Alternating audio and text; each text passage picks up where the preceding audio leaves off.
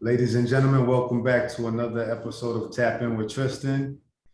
We got another long-lived Amityville edition, man. This one is going to be a special one. We got a great guest here for a great conversation. But before we get into it, please make sure y'all hit that subscription button for me and hit that bell so you'll be notified when this beautiful content comes through. Without further ado, we got Mr. Shanton Brown.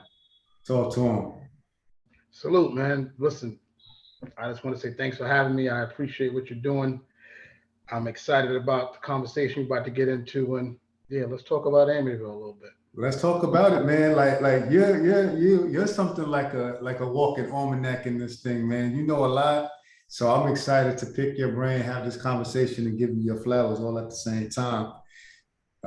Your family rings out, man. Y'all like a big part of Amityville, man. So let's talk about some of the early years, man. What that looked like, elementary years, Shanton Brown.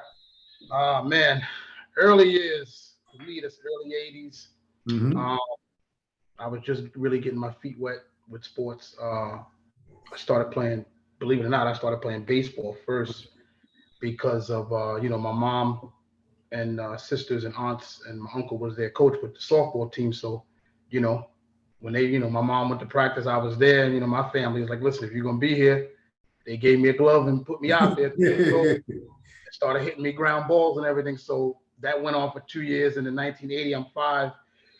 And so my mom put me in, Little League, but, they try to put me in T-ball, but I'm playing with grown adults for the last 2 years. So they're like, this kid, he's way too advanced. Right. So I'm 5 and I'm playing with the 9-year-olds. That's crazy. Yeah. So I'm talking about, and I'm out there competing. And what a lot of people don't know about Amityville at the time, like baseball was a big thing. Okay. At the time it was A field. I don't know what's right there by Brunswick, where Brunswick is going, but it was A field and B field. But A field, right? A field was the main field. Yeah. And so when I started in 1980. I'm playing with cats like Scoop, Richard Stewart, Andre Hill, Pete Fierro, Joe Hunter, my man Maurice, Big Bob, the Pulaskis, the Nifanakas, the Mazziottis, the Benedict. I can give you names all day. You naming the names. You got the whole city. Yes. I'm talking about everybody was nice, and the biggest thing back then was to get your name in the Amityville Record in the newspaper. Right. You know what I mean? So that was like a big thing. And so I remember being young and I'm hitting a lot of home runs, so they gave me the name Downtown Brown and all that. So it was cool. But for me, it was because I was so used to playing at a young age with older people. Yeah. Once I got to like 9 or 10, and I'm starting to actually play kids at my age, I'm dominating. Right. Because I'm so used to playing with. You playing up. You was always playing up. Whether always playing. Older kids or even adults. Right. So for me, the game came very, very easy. Very easy because I was, like I said, I started out playing with my mom adults. Then I go into Little League and I'm playing with they like everybody's 4 and 5 years older than me. You know what I'm saying? So it was like, that was always my deal. So, but it was fun. And in all honesty, I definitely dropped the ball. I should have listened to my mom and played baseball. I should have stuck it out a little longer, right, man? I think I can agree with that, man. I think that happens a lot in Amityville because as you get older, it's not as popular. So we start looking towards the other ones, and we'll talk about that, man. But baseball, like you said, man, especially early on in the Little League, man, it was pretty competitive. A lot of really good players. Listen, when I came up, it was very competitive because everybody was nice. My only thing was every year I was on a bad team. I can relate. like honestly, you see, from the time I was 5, I played 7 years till I was 12. I think only 1 year we didn't go to the championship, and every year we would make it to the championship and lose because I didn't have no help. You didn't have the help, man. So no help. This one-man band getting them there, but not enough. And they knew that, so I would be out there shining, doing my thing. But baseball, you can't. You need help. You're going to do so much. You're going to do so much, especially when you're playing the star-studded teams, man. Mike's Pizza was my star-studded team. They had everybody. Yeah, so if I hit a home run or a triple or whatever, then I'm stuck on third base for the next 3 batters because I can't bring you home. Nobody can home unless it was a wild pitch and I had to steal home. You got still home. And I used to cry every year. So I remember the 1997 season which was my last year before I aged out. I got to go play junior high now. I remember I said, God, please, man, just give me some help. And yo, I remember the first day with the practice, I got there and I looked around. I was like, oh, yeah, we wanted it all this shit because I had like 5 or 6 other good players. Who's with you? It was me, Glenn Termine, Marlon Jones, Nate, Dennis Hopkins. It was a bunch. I was playing against your brother. Your brother was playing. Jerome was playing at the time. Yep. Played against him. But I'm like, nobody's gonna beat us, and we won it all. Y'all won it? Yeah, we won it all. Yeah. Top bottle for your last jump. Yeah, we finally won it all. So it was cool. So I went out with a bang, man. It was and shout out to my coach Steve. Steve Bakara, he was my coach, and I'm gonna share a quick story. On the day of the championship game, right? Now, I grew up in an era where, your parents didn't pick you up and drop you off. You either walked or you rode your bike to practice or to your game or whatever. Okay. So this particular day, I'm getting dressed, I go outside, and I got a flat tire on my bike. And nobody's home. Now, this is 1987. Ain't no cell phones and all, just beepers and everything, right? So I'm looking for people. Nobody's home next door. I'm trying to get a ride. I ain't got no money. I can't call a cab, nothing. And so I'm sitting on my front porch, literally in tears crying because I'm like, if I don't get to this full field, we're going to lose. And it's like 10 minutes before the game starts. And I'm like, I can't walk there. I'm not going to get there in time. I'll get there in time.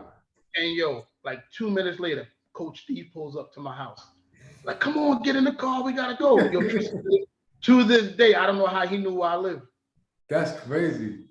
He just pulled up. And I'm like, what you doing here? Yeah. Like, hey, get in the car. You dive in the car. Then we got a game to play. Man, I hop the fence, get in the car. We shoot the 8th field goal, win the game. I went like 4 for 4, hit like 2 home runs, had a big game. It was crazy. We won, had a pizza party. Life was good that day. Life was good. Cross us over into these middle school years, man. I know, man, tough time, man. Got a lot of people trying to navigate this thing in the middle of the neighborhood. Listen, middle school was some of my best. You had so much fun in middle school. Getting middle school, it's a transition. You come out of elementary, switching classes. Girls is looking different. They more developed. Yeah, you got a little interest in the ladies. Yes, you going through that. Cologne now. I need that cologne. Yeah. You got to be fresh and all that. Then this is right in the height of the crack era. When I went to middle school, in '86. Yeah. So this is right. This is when the block was popping. Amityville is everybody hustling. So you trying to navigate through all that, trying to stand straight and narrow, and a lot of your friends are dibbling and dabbling. It's like you're enticed with so much at that time, and so much is going on in the city of Amityville. But junior high was a lot of fun. It was fun in the aspect of there's a closeness that we had with one another. You don't really see a lot with the kids today. Like, with me, Mike James, Brim, my man Craig Shem. I can give names, so many names. We did everything together. Literally. We went to school together, we walked home together. If after football practice or basketball practice or whatever, we walking home, we'd be like, all right, how much money do we got? You know what I'm saying? So we would pull all our money together and get something to eat. Food and all that. Everybody take a piece and you share it and everything else. That's just how it was. What I'm saying? We'll take a cab and get close, hop out, because we broke. We zipping out on the cab. We get close to the crib and boom. Bro, that's just how it was, the things that we did. So, man, I'd have been chased by police. I ain't gonna mention certain names of people I was with. We definitely ran for the police a few times. Situations happened. You really had to. You learned early how to survive and how to navigate. So, really, and as far as confidence and stuff, I always knew I was good with sports, especially baseball. Then football, I started playing in the streets, 2-hand touch, in the neighborhood or whatever. And then in '84. I played my first year organized and surrounded with a bunch of talent. And, we lost in the Super Bowl and all that. But that's when I really gained my confidence. I could really be good at this. Basketball wasn't really my thing. I just played because my friends were playing with it. But your job was the baseball, football. Baseball and football is where my heart was, right? So, junior high, same thing, playing football. Played basketball, played baseball straight on through. And then football, we pretty much dominated. Especially my 8th grade year, we went undefeated. And we was annihilating teams. I think we was beating teams by 30-point margins, but we was loaded, bro. Smoking. I'm talking about we was loaded to where even because they had the rules. Once you up three scores, your first string got to come out. Yeah, you gotta come out. But it didn't matter because our second string was the first string. Could have been a first string for a lot of schools. Right. And so like we was really violating teams, like it was bad. And so the basketball playing, I remember, they had the A and B team at the time, 7th and 8th grade playing for Isabel. The 9th grade was the A team playing for Volatile. We were loaded then too, like loaded. And so we thinking now Shanton, is the 9th grade still at the middle school at Edmund W. Miles, or y'all at the high school yet? 9th grade was still at the middle school at that time. Okay. We playing A team, and we thinking. I remember having conversations like, "Yo, bro, if we this nice now, we thinking it's just gonna transition right into high school. Like we gonna go win Rutgers Cups and dominate, But that didn't happen. You know what I mean? Because like we were good, but we lost. Like a lot of people moved away. Like my boy Kerry Ware moved to Bay Shore.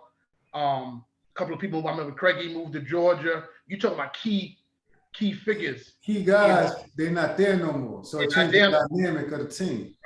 Right. And so it changes everything. And then injuries, man. Injuries played a big part in the success. I know my sophomore year, we definitely, I think we could have made a run, but last play of the scrimmage, Jason Epps breaks his ankle. Man. He's starting quarterback, senior, breaks his ankle. So season was pretty much y'all scrambling a little bit when you lose your starting QB. Yes, we had to throw Curtis Howland at quarterback as a freshman, but he was supposed to play receiver. Joe Jackson playing running back, and we had what's my man name? Jason Wallace. It was him and Joe in the backfield, and we loaded on defense. But when Jason got hurt, Jason Epps, it was like, man, that guys out of position, so y'all scrambling just to Coach T's first year, we moving, we scrambling around. But we still made it to the Suffolk County Championship. We lost to Bayport. And then my junior year, let me go back. My freshman year, I went straight from junior high to varsity because that 89 season, the budget didn't pass.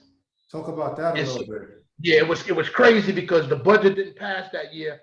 And then we had to pay. It was $186. It was like, if you want to play, you had to pay. So I paid. So that was the only reason I was on varsity, because it wasn't no JV. It just was one team. It was just one team right now. If you got the cash, you got a uniform. Basically. So, my mother cut the check. I played, but then I remember like about 3-4 weeks into the season, they had another budget that passed, and then we got that money. The money got refunded. But by that time, we already a month into the season. So everybody. But I didn't play a lot I was on all special teams. Yeah. But the only time I saw the field is if we was getting blown out or if we was blowing a team out. But I remember a playoff game I did play. Somebody got hurt. I think Mike Allen, one of them got hurt. And V was like, "Yo, Brown, you up?" And so, man, I was nervous, boy, like a hook in church. I ain't gonna lie.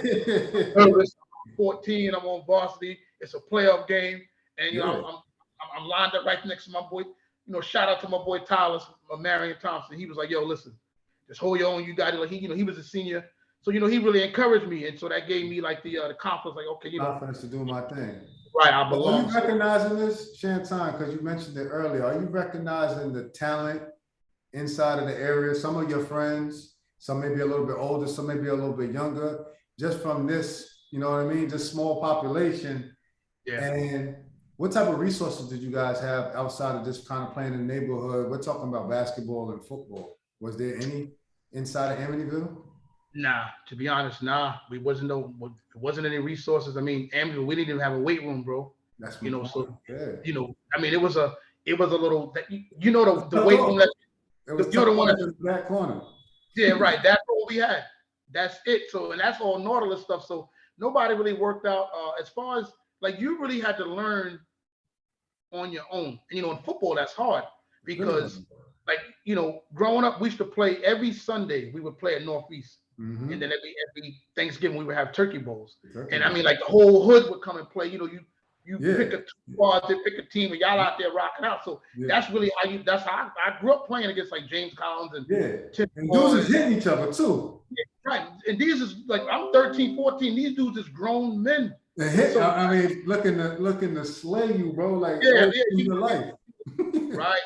I grew up like that, always playing. And then basketball, you had Mr. Tom and you had Dottie Coleman. Dottie Coleman always ran like the the tournaments, and she always made sure like during the winter season, basketball season, like Tuesdays and Thursdays or Monday, Wednesday, Friday, like she would get the junior high open from 7 to 9, and you had open rec, you play shirts and skins. So that was your resource where you played against other people, but the whole hood would be there. And everybody that was nice, you was there. So, you try to put your best five together. So, because if you lose, you might not get on. You might as well just go to the store, bro, and get something because you're going to be waiting. You might not see the court again because there's that many people waiting to play. But that's where you earned your stripes, or where you made a name for yourself. And like, yo, such is nice, or this one is nice. And when you walked in the gym, they picking you or whatever. So I was never that guy as far as like basketball or whatever. But there were certain ones that was. Sometimes I would go just to watch. Because you have people in the hood that was nice, and they're like, yo, I want to be like him. I'm gonna try to beat him, or if you beat him, you make a name for yourself. What you're saying is dope, because that element brought a level of toughness. And in today's youth, there's more resources. You can see stuff. So technically, you can be far more advanced than we were. You know what I mean? Because you can get pro level stuff, but there's a certain level of that toughness that came with guys like yourself, and even coming up to my age, that you're gonna get just by being in the neighborhood with the dudes. Right. Playing that older life, whatever. Yeah, it's a moment. So are you recognizing it? Are you looking at sport as an outlet? What type of student was you, man, in high school, man? I know the cafeteria is at Madison Square. I know you in there. The cafeteria was there's really no words to describe it, bro, to be honest. Cafeteria, when I was in high school, the cafeteria was the place to be. Like seventh period lunch was the lunch period that, like, if anybody that was anybody had 7th period lunch. So star-studded, everybody's at tables, jokes is flowing, you eating, you having fun, you talking to females, or you making a run out, whatever. It's just like, it just was like people who didn't have 7th period was cutting to be in the 7th period. Take the attention just to be in there. Like, that's how crazy it was. It was an event, man. I gotta be there. Any given moment, anything can happen. Some of my best memories in high school was in 7th period lunch. Like, all my boys, I remember the first day of my senior year, me and Walter Wins, we walked in, and we seen who was in there. We was like, yo, bro, this is gonna be a crazy year. This is gonna be a year. Yeah, and I'm telling you, every day something crazy happened. Literally every single day, it was something out of bounds, out of line that was going on. I already know. You talk to your brother, he'll tell you. I know. I already know. So we got all of these personalities from the same neighborhood, man. We got a lot of gifts and a lot of passion, and a lot of people who got different things going on at home coming in as one, and trying to find a good outlet. Was you looking at, even in the future, was you looking at sports as your outlet, or you like, man, this is only going to take me so far, and I'm gonna do my thing? What's the thought process there? And then what kind of close to now?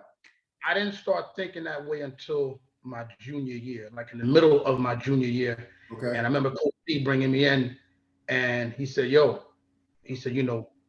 really got an opportunity to play at the next level. Mm-hmm. He says, like a lot of schools are reaching out to me, asking for film, asking questions, asking about how you are, your grades, yada, yada, yada. And so at first, when he's telling me this, I didn't really believe it. But then he started giving me the letters and showing me the letters. And so I'm like, wow. And so at the time, I had Virginia Tech, Syracuse, Boston College, Delaware, and Delaware State. Those 5 schools was recruiting me hard.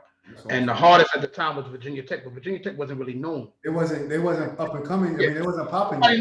Nobody knew about them until Mike Vick went there his freshman year. Yeah, like we talking about that later part of the 90s, mid 90s. Yeah, they weren't popping like that. This is 91. So I remember we go to the all-league dinner, and they're there. Wow. And so they come, I'm talking with them there, and they want to come out, and so at that moment I'm like, okay, wow, maybe they are really interested. Yeah, they're interested. They up here. Right. So they offered me a scholarship at that. Right there. They were like, listen, we want you. And so what position, Shanton? What position? Play fullback. That's dope. Fullback. Yeah. So now,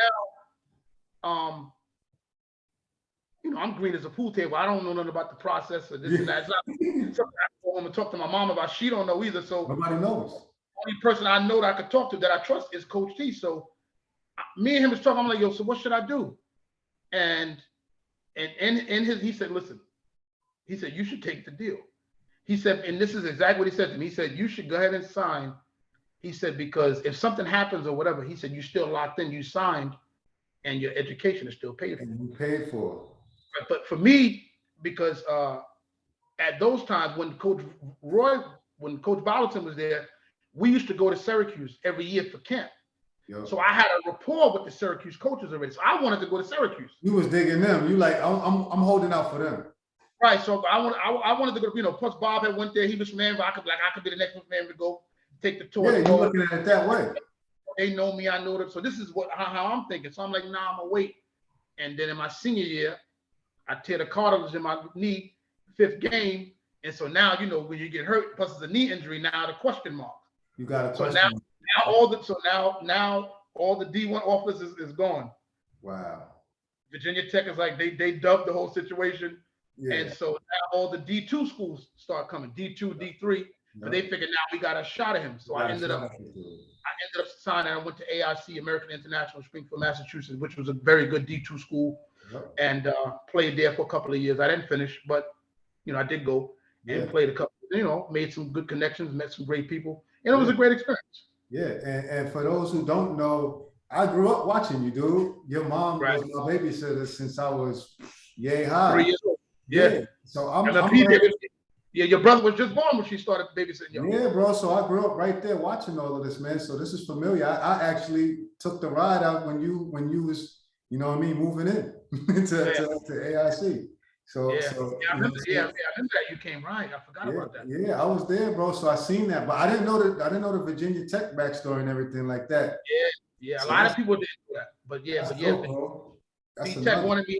They offered me the deal, and I should have definitely taken that deal. Yeah. But in hindsight, how do I know I'm gonna pop my knee and I'm gonna get hurt? We don't know. You could have been held off and pop. Like we don't know. But one thing I'm hearing, including myself, who's getting recruited, we don't know nothing about the recruitment process. We had nothing, bro. I done passed up on offers and visits, all these different types of things because I had no idea. And hopefully, this could ring out for the younger population, and we can do our part in just, giving them some of our backstory like we're doing now, and hopefully they can make a wiser decision. And even with that said, man, you had the ability to go play at the next level, man. Like you said, make connections and everything like that. Now let's bring it forward, man. You've been a part of the community, like I said, since I was 3. You went from playing to now, you're coaching, you're mentoring, you're doing stuff with the church. You're one of the biggest fans. Like, talk to us about, adulthood, man. Let's try to tie some of this in. Where can I start? I'm gonna start. Let's start out of college and everything like that, man. Like, what's you know what I mean? I get out of college, and once I realized I wasn't gonna go back to school, you start working, partying, hanging out, whatever. So then I'm 22, and my ex gets pregnant with my first child, with my daughter Dominique. So now everything changes because it's like, okay, it's not about me no more. Dad, bro. Dad, I got a child on the way, whatever. And so then, God blessed me. I got a great job with Amtrak at the time. This was in July of '97. And so I'm like, great, because, I needed the benefits, the baby's coming. This is how I'm thinking forward. So just fast forward that, now I'm a dad, and got into the church like around, this was August of 2025. Life's kind of out of control, burning a lot of bridges, making a lot of dumb mistakes. Not dumb mistakes, I'm gonna say bad decisions. Bad decisions. Because they wasn't mistakes, they were bad decisions. Yeah. And so my life was just headed nowhere fast at that time. And so no direction, no nothing. It's just like everything's in like limbo. Yeah. And so get born again, find out that I got a calling on my life. And so from that point on, it's just been geared towards that. And then the coaching thing, I have to credit to Coach T, because he had been trying to get me to coach, but because my work schedule, working days 8 to 4, 7 to 3:30, I'm like, yo, bro, I can't, because I just don't have the time. And then it was 2005, he got the D coordinator job at Copiague. I was working nights at the time. So he reached out again. I'm like, I could do it now because I'm working nights. And so yeah, that's what got my feet wet. And once I coached that first year, that '05 season, I just fell in love with it. Yeah. And so I coached from '05 to 2017. And then you know, I coached at Copiague, coached at Amityville for like 4 or 5 years. And then I went back to Copiague for a few more years, and then we ended up in Manhasset.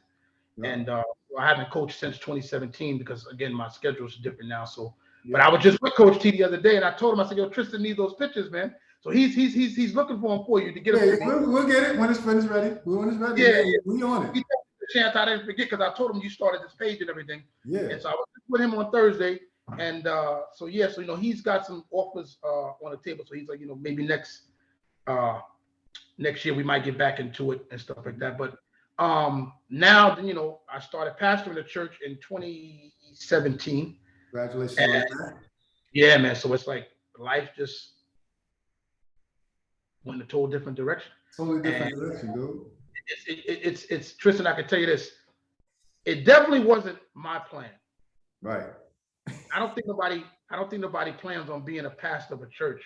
You know, it was God's plan. And I ran from it for years. Like I've been known. Mm-hmm. I found out in November of 2001. Right. I ain't start the church until June 2017. Yeah, you was running. I was running. How you can't run from God, bro? Yeah, outrun it though. You was. You know, I ran and I dabbled and straddled the fence and back and forth because I was like, do I want to do this? Don't I want to? You know, so. But I remember the responsibility. Yeah, huge. I'm gonna share a story. Please do. I'm gonna share a story about what really made me say, okay, let me just do the right thing. It's 2015, and I'm partying, clubbing, running around with women. I'm just living life, brother. I'm living it. I just turned 40 at the time, and I'm dating a bunch of females. And I remember one of the females I was dealing with. This was on, I never forget. It was a Friday. It's like September of 2015. It was a Friday, and she calls me crying. She's like, Shanton, you know, when you gonna do what God told you to do? You got this anointing in your life, and you got this calling, and you just out here, you know, just being reckless and you out there. That. So, you know, what she was saying was right, but I'm like, in my mind, I'm like, yo, I was just with you the other day. You wasn't saying. What you talking about? Why are you even talking to me like that? So, but I deny that what she was saying was true because it was true.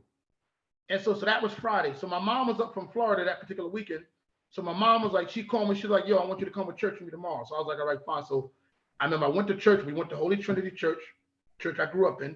Mm-hmm. And the pastor spoke about being addicted to your assignment. So I'm like, okay.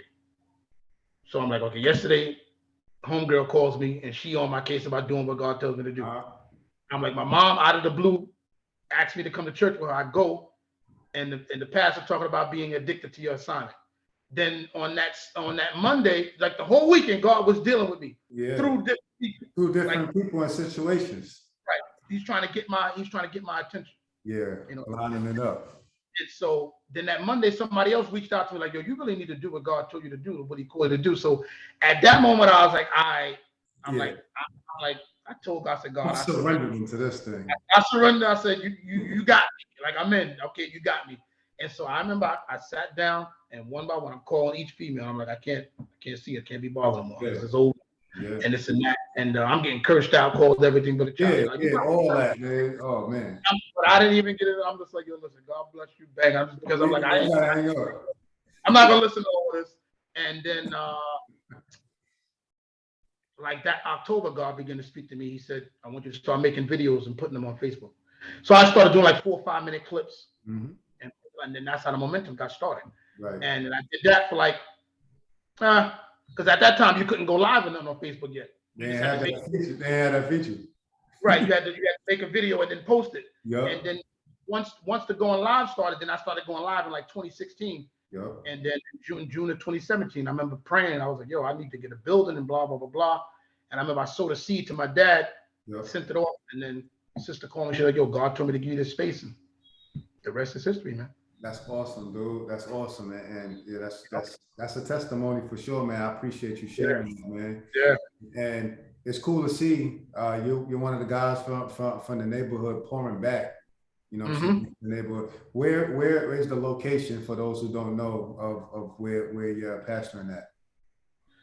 17 Cornell Drive in Wheatley Heights, New York. Really nice. Perfect. Is- So just want to make sure that everybody has the opportunity, if they Yeah. feel moved to be a part, man, to go ahead, man. But yeah, man, it's a celebration, man. Like, yeah, y'all, not just you, man, but your whole family. They have been wonderful to the community, man. You know, your family got D Brown in there, you got LT Brown, a lot of big time athletes, man, and just the community. They started a cheer, man. I remember the cheerleaders taking their cheer, dude. Like, I'm like, yo, this been different. They used to be in the.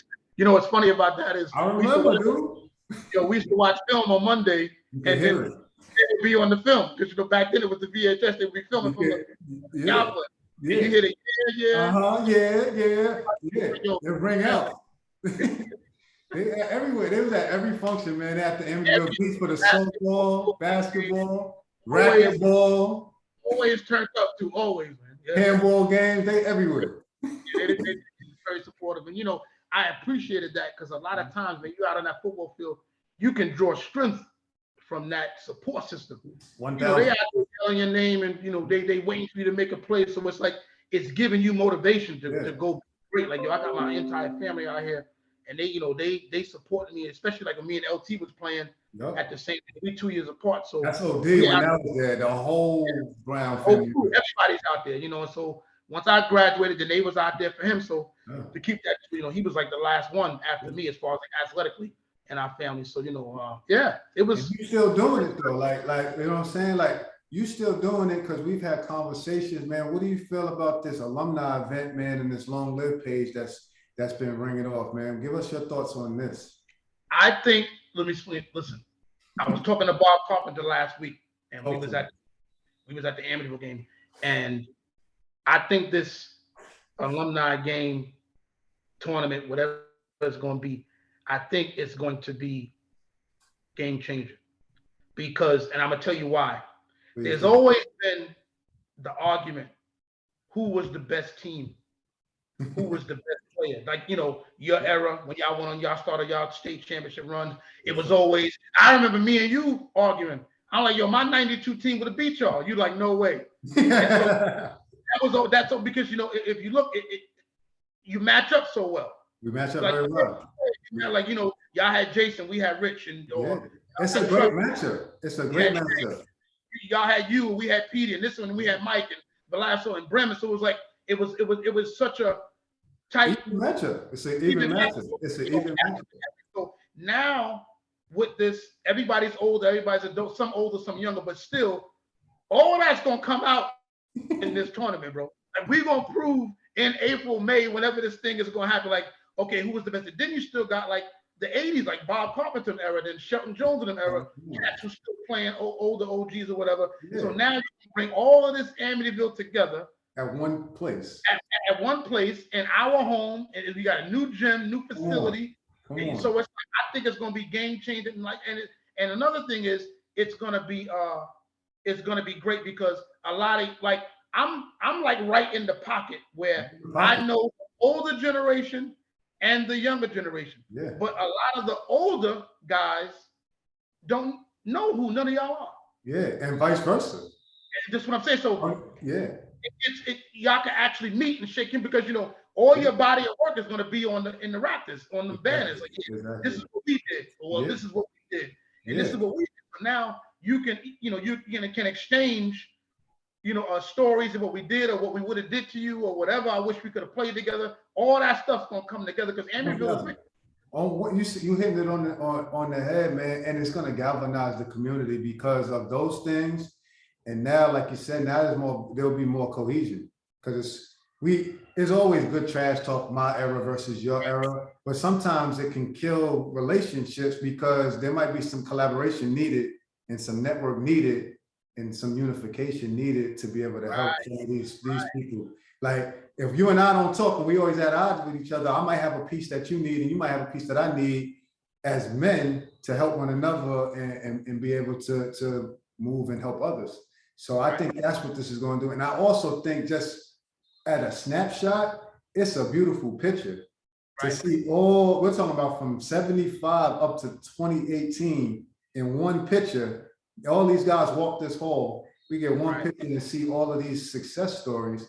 And then if you pan the crowd, you're gonna have all of this positive energy in the crowd that I think we can go ahead and utilize and build up our community and have talks about youth programs and things that may need to be that weren't necessarily there for us. And then also instill some of the things that were there for us in some of the community now. So I think it's quite fascinating what's going on, and we're seeing it. It's picking up steam, bro. I can't wait, bro. I've been seeing PJ even posting the videos. He's like, I'm getting ready. P's out there like it's an NBA Finals. So Yeah. so it's gonna be wild because it's gonna be electrifying in there, man. In my opinion, I just think everybody with the community coming together, and then off the backs of the pandemic, something positive to grab hold to, man. I think it's special. And having somebody like you who's a historian, man, you like you said, you know all of the eras, you participated, and you show love. You show love to everybody, man. So having you in attendance and having you even give me time to do this, man, has been quite a blessing, man. So we celebrate you, man. You're one of the success stories coming out of Amityville, dude. I appreciate it. I'm gonna say one more thing about the thing. Yeah, talk to me about the tournament. I believe it's gonna be some of the best basketball we've ever seen, and I'm gonna tell you why. Because everybody that's gonna be playing in the games and the tournaments, they're gonna be trying to prove, like, listen, this is who I am. This is what I do. So I'm telling you, it's gonna be very, very, very competitive. I think so, bro. I think so. And then also you add the fact that everybody's a bit more mature. So, you know what I'm saying? Like, you're going to have to use your brain a little bit more, and everybody has more life experiences. Like when we was in high school, we was a lot of raw athletes, man, just getting it done. So now you got a little bit more higher IQ, and you're like, yo, I can't jump as high as I used to. So I got to use, my brain more. Yeah. I got to use my skill set a little bit more than my just more athleticism. So I got a question for you, because you are almanac. Okay. Give me a rundown off top 5 athletes from Amityville. Top 5. All right. And I seen, you got to figure, I started watching Amityville from like 1980, so I got like 41 years of. I done seen the best of the best. Seen the top guys. Just who rings out, because we don't want to be, we're not offending anybody, but who rings out? Like, man, this is special. Top athlete. When I say athlete, I would say, hey, you could pick the best in that sport, but like, yo, they're the top guy. Like, if you want to categorize it football and then basketball, we can. When I say athlete, I'm talking about they were multiple sports and they dominated the multiple sports. I'm gonna give you from that perspective. All right, let's do that, and then put football and then basketball. We'll end it with those. Go ahead, give it to them. So top 5 multiple sports. Yeah. The first I've seen, first I'm gonna go Bob Carpenter. Love it. Second, I'm gonna go my man Brim. Brim was a monster, man. Wow. Monster athlete. Okay. Multiple sport athlete. Number 3, that's multiple sports that I've seen.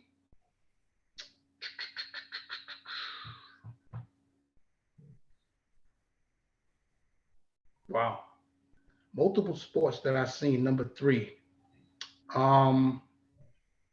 Just throw them out there. Just throw some names out there. They don't even have to be in order.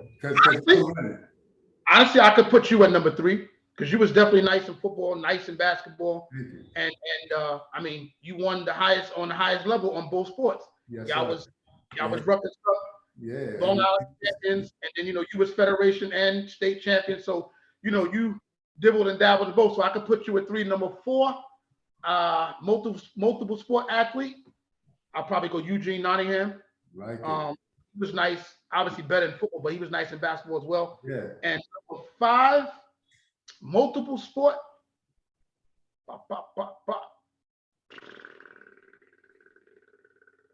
Probably Kurt Holloman. Curtis Holloman. I'll give Kurt, because Kurt was nice football, and Kurt was a hell of a good basketball player. Yeah, but hold it down. Kurt. Yeah, track too. Track. Yeah. He ran the 4x4, the 4x1. He did the triple jump, high jump. So he was. What about Boo Wilson? But Boo played one sport. Boo was just football. As far as I know, I don't think he played basketball. But if we go on top 5, Boo's in my top 5. They said he was good at basketball. He stopped. He was, but yeah, he stopped. That's playing. fine. I like that. So give me your top 5 football players, man. Let's go. Run it. Top 5. Who rings out? Who rings out for the football, Amityville? Who's gonna ring out for basketball? Okay, so top 5 football. I'm gonna put Boo at number 1. Woo. I'm gonna go Bob Carpenter number 2. Okay. Go I'll put Antoine at 3. Yeah. I'll put a kid that I coach. A lot of people don't. Darrell Hatcher, monster football player. He graduated 2012. I coached him his whole high school career. Straight. I mean, he should be playing in the league right now. But over Darrell Young. Well, absolutely. Okay. Absolutely. Okay. Listen, he almost. I was at the game against John Glenn. I coached that game when he almost broke. I think Boo's record was 378. Yeah. Darrell 344 and 6 touchdowns that game. That's monstrous. He killed him, bro. I think he ended up winning the Hanson that year, if I'm not mistaken. I'm gonna put him at number 4, football wise, and then number 5. Oh wow. There's so many people, man. I know, that's why it's a lot of love. We're gonna break it down at a further date. I'm just off the top of your head, these guys ring out. There's so many people. Number 5. You the almanac, 40 years of history, dude. I'm Anthony Mason, number 5. Mace was a beast, man. Ooh, that's a sleeper pick. I like it. Shout out to Anthony Mason. Yeah. Let me get the basketball guys, and we're gonna wrap this thing up. Okay, basketball number 1. I'm gonna go Shelton Jones. Okay. 2. I'm gonna go. Shelton's definitely number 1 in my book. Okay. 2 that I seen. Jay Joyner. 3, my boy Gerard. Provider? Provider was a monster. I heard about it, man. We trying to get some more information on it. If you can. He was just born, but I'm telling you, I was at them games. I know. I'm not going to argue. I'm not going to argue. Yeah, I've heard from plenty of OGs that he was one of those guys. Yeah, your Provider. Number 3. I'm gonna go Bob. And Carpenter, yeah. And 4, I mean, in 5, I'm gonna go. Honestly, I'm gonna put you at 5. I'm gonna tell you why. Oh wow! In my history of being associated with Amityville basketball, the 3 best point guards was you, Ronnie Johns, and Derek Wilcox. I appreciate now, it. Ronnie. Only thing against Ronnie is he only played once. Like, he was on the team since sophomore year, but he only played his senior year. Yeah, that's when he did a lot. He was a star. Right. He broke all the records, assist records, and everything. So he ain't got enough history. Like, Derek played 2 years. You was like a 3-year starter, if I'm not mistaken. 4. Right. 4. So this is what I'm saying. So your body of work, you got more to go on. And I watched y'all your whole career. So, like, Derek came from Queens. He started his junior, senior year, monster. Ronnie only started his senior year, but you was a 4-year starter, 2-year back to back. So, but I'm just what separated you, in my opinion, is this, because Ronnie was never a scorer. He was an assist guy. Yeah. Derek handle was crazy. He was a scorer. He probably led the team in scoring, probably led the league in scoring as well. But see, for you, what made you different was smart. Right. Very, very smart. Always made good decisions. True point guard. Got everybody involved. And you was unorthodox because you was a lefty. So that made it very hard for the opposition to guard you. Right. And then, good passer.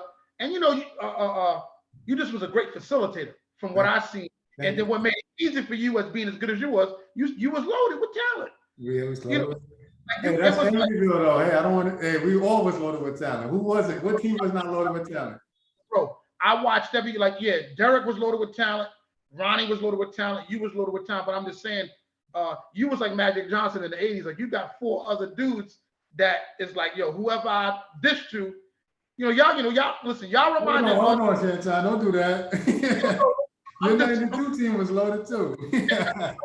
Fam, I'm just keeping it real because the years you played reminded me of the 91, 92 years. That's a fact, though. It was kind of generational talent. It was like, this is different. We got NBA guys out here. It was like, you had to get there early so you can get a good seat and get in. You ain't got to fall. at the other side of Stony Brook to get, So yeah, so those are my top 5, man, in Amityville history. I appreciate that, man. You missing AJ Price? He's over me. AJ Okay. If you want to, AJ Price is over, but now I appreciate it, man. That's the cool part, man. If we sit here, we're gonna dig up more names, but that's what makes Amityville great. That's why we started the page. So we can just give as many flowers as possible, develop as many contacts, and create as many networks as we can.